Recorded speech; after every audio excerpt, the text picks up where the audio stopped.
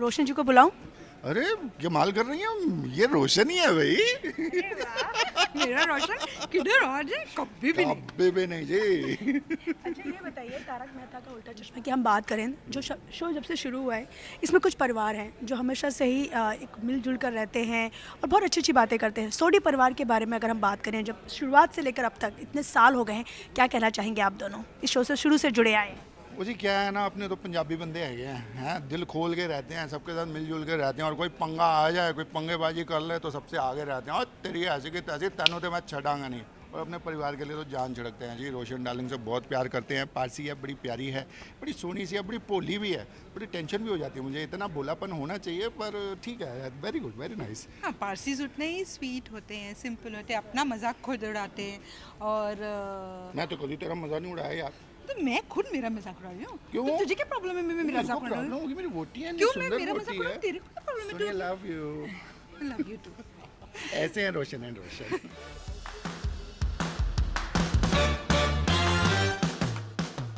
बोलो गणपति बप्पा। आप तीनों के लिए सवाल है। हमने बचपन से आपको देखा है और अब तो आप सब बड़े हो गए हो, मैच्योर हो गए हो, जवान हो गए हो।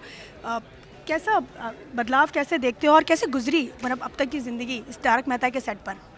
बहुत यहाँ से स्टार्ट हुई, बचपना यहाँ से स्टार्ट हुआ, टीनेज भी यहाँ गया, अब एडल्टहुड जो है हमारा वो भी यहीं है। मतलब हमने सारी चीज़ें यहाँ देखी है। हमारा जो 11 साल मैं मतलब आया था तब 10 साल का था, तो मेरा पूरा बचपन रिकॉर्ड हो गया। तो अब मैं मेरे बच्चों, मेरे ग्रैंड चिल्ड्रन को भी ये मैं दिखा सकता हूँ कि मैं बच्चा कैसा था और कैसे बोलता था, और बहुत सारे चेंजेस देखे गए हैं। और आज जहाँ पे हूँ आई एम वेरी हैप्पी। मुझे तो डेफिनेटली मन करता है कि दूसरे कैरेक्टर करने का, लेकिन अब ऐसा हो चुका है ना कि ये कैरेक्टर से, ये सेट से इतना प्यार जो है ना, तो वो छूटना बहुत बहुत ज़्यादा डिफ़िकल्ट है। लेकिन डेफिनेटली हम सबको, मुझे इसको तो मन करता है, इसको भी मन करता है, आई थिंक कि हम सबको मन करता है कि हमें भी नए नए कैरेक्टर्स मिले, और हम लोग को बहुत खुशी मिलती है जब हमें यहाँ पे कुछ डिफरेंट कैरेक्टर करने मिलता है।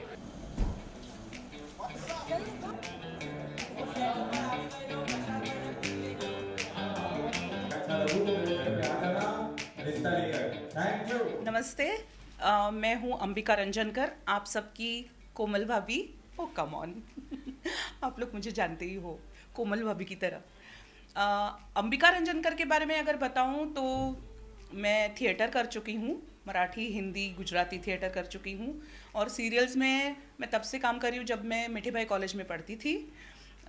फिल्मी चक्कर नाम का एक सीरियल आता था, उसमें मैं कैमियोज़ करती थी, और बहुत सारे सीरियल्स किए मैंने अभी तक, पर थिएटर मेरा फर्स्ट लव और फर्स्ट पैशन है। मैं तारक मेहता से 11 साल जब स्टार्ट हुआ था तब से जुड़ा हुआ हूँ। अगर निर्मल के बारे में बात करें तो निर्मल बड़ा जैसे डॉक्टर हाथी कैसा है कि खाने का शौकीन है, मस्ती मजाक करता रहता है, वैसा ही मेरा रियल लाइफ कैरेक्टर है। और अगर फिल्मी जर्नी देखें तो व्हेन आई एम 19 मैंने फिल्म इंडस्ट्री में काम स्टार्ट किया था। जब बहुत सारी मूवीज़ की है, सीरियल्स की है। तो अच्छा, आप दोनों से ये सवाल है, जब भी आप कहीं बाहर जाते हैं, मॉल में या कहीं पर भी अपनी फैमिली के साथ, कोई आया है बोलेंगे कोमल भाभी या आपको डॉक्टर हाथी मतलब डॉक्टर समझ लेते हैं ऐसा कुछ? हाँ, बहुत लोग आते हैं, पूछते हैं कि आप डॉक्टर हाथी हैं, प्लीज़ फोटोग्राफ्स ये। हाँ, लेकिन अभी एक बार ऐसा हुआ था कि पेशेंट से भी आपको डॉक्टर? हाँ, मुझे डॉक्टर समझते लोग। एक दिन रात को 3 बजे मेरा फ़ोन बजा, तो मेरा क्या हुआ, डॉक्टर आप जल्दी, वो मेरा फ्रेंड मतलब फ्रेंड के फ्रेंड है, तो बोले डॉक्टर आप जल्दी आ जाइए, एक इमरजेंसी। पर मेरा भाई मैं डॉक्टर नहीं हूँ, मैं कैरेक्टर डॉक्टर। बोले अरे हाँ भूल गया, सॉरी सॉरी सॉरी। रात को 3 बजे मुझे ऐसा फ़ोन आया, अभी थोड़े दिन ही पहले ऐसा हुआ। आपके साथ भी कुछ ऐसा होता है? मुझे हमेशा कोमल भाभी करके ही बुलाया है या कोमल आंटी बुलाया है छोटे बच्चों ने, बट सरप्राइजिंगली लास्ट 2 साल से मुझे अंबिका रंजनकर करके पहचानने लगे लोग, which I think is a big achievement, because एक कैरेक्टर का आपको मोहर लग जाता है, बट आपकी असली आइडेंटिटी को भी पहचानना।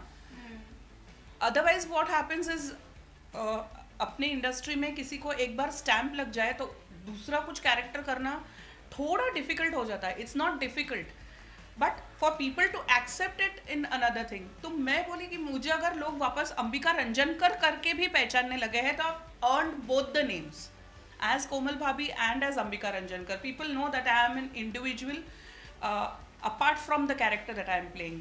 वो बहुत ज़रूरी रहता है एक आर्टिस्ट के लिए कि आपको अपार्ट फ्रॉम कोमल या अपार्ट फ्रॉम योर कैरेक्टर लोग आपके नाम से भी आपको जाने। इतने सालों से ये सीरियल चल रहा है, इतने सालों से हम देखते आ रहे हैं भिड़े फैमिली को, क्या कहना चाहेंगे आप लोगों में इस शो के ज़रिए कितना बदलाव खुद में आया है शुरू से लेकर अब तक?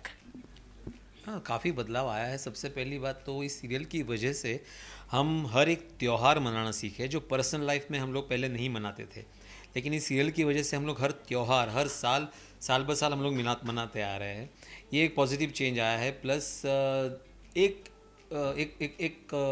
बात कहना चाहूँगा, इस सीरियल के माध्यम से अलग अलग भाषा के लोग एक साथ आज आए हैं।